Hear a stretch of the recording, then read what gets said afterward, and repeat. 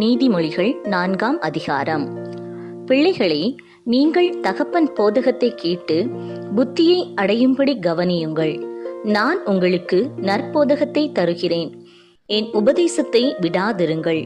நான் என் தகப்பனுக்கு பிரியமான குமாரனும் என் தாய்க்கு மிகவும் அருமையான ஒரே பிள்ளையுமானவன். அவர் எனக்கு போதித்து சொன்னது, உன் இருதயம் என் வார்த்தைகளை காத்துக்கொள்ள கடவது, என் கட்டளைகளை கைக்கொள், அப்பொழுது பிழைப்பாய். ஞானத்தை சம்பாதி, புத்தியையும் சம்பாதி.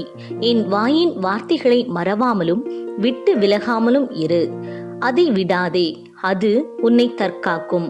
அதின் மேல் பிரியமாயிரு, அது உன்னை காத்துக்கொள்ளும். ஞானமே முக்கியம், ஞானத்தை சம்பாதி. எண்ணத்தை சம்பாதித்தாலும் புத்தியை சம்பாதித்துக்கொள். நீ அதை மேன்மைப்படுத்து, அது உன்னை மேன்மைப்படுத்தும்.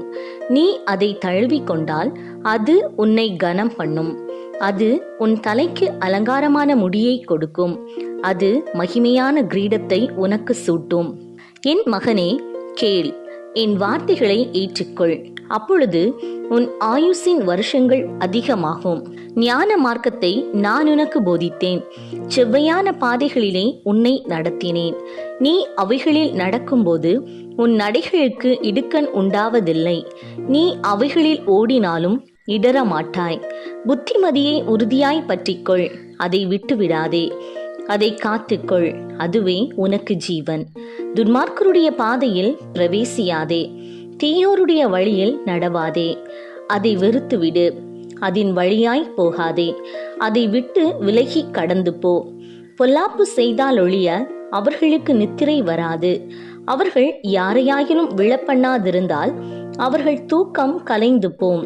அவர்கள் ஆகாமியத்தின் அப்பத்தை புசித்து கொடுமையின் ரசத்தை குடிக்கிறார்கள். நீதிமான்களுடைய பாதை நடுப்பகல் வரைக்கும் அதிகமாய் பிரகாசிக்கிற சூரிய பிரகாசம் போலிருக்கும். துன்மார்க்கருடைய பாதையோ காரிருளை போலிருக்கும். தாங்கள் இடறுவது இன்னதில் என்று அறியார்கள்.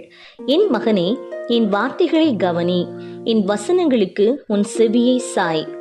அவைகள் உன் கண்களை விட்டு பிரியாதிருப்பதாக. அவைகளை உன் இருதயத்துக்குள்ளே காத்துக்கொள். அவைகளை கண்டுபிடிக்கிறவர்களுக்கு அவைகள் ஜீவனும் அவர்கள் உடலுக்கெல்லாம் ஆரோக்கியமுமாம். எல்லா காவலோடும் உன் இருதயத்தை காத்துக்கொள், அதனிடத்தினின்று ஜீவ ஊற்று புறப்படும்.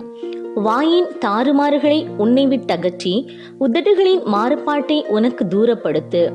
உன் கண்கள் நேராய் நோக்க கடவது, உன் கண்ணிமைகள் உனக்கு முன்னே செவ்வையாய் பார்க்க கடவது. உன் கால்நடையை சீர்தூக்கி பார், உன் வழிகள் எல்லாம் நிலைவரப்பட்டிருப்பதாக. வலது புறமாவது இடது புறமாவது சாயாதே. உன் காலை தீமைக்கு விலக்குவாயாக.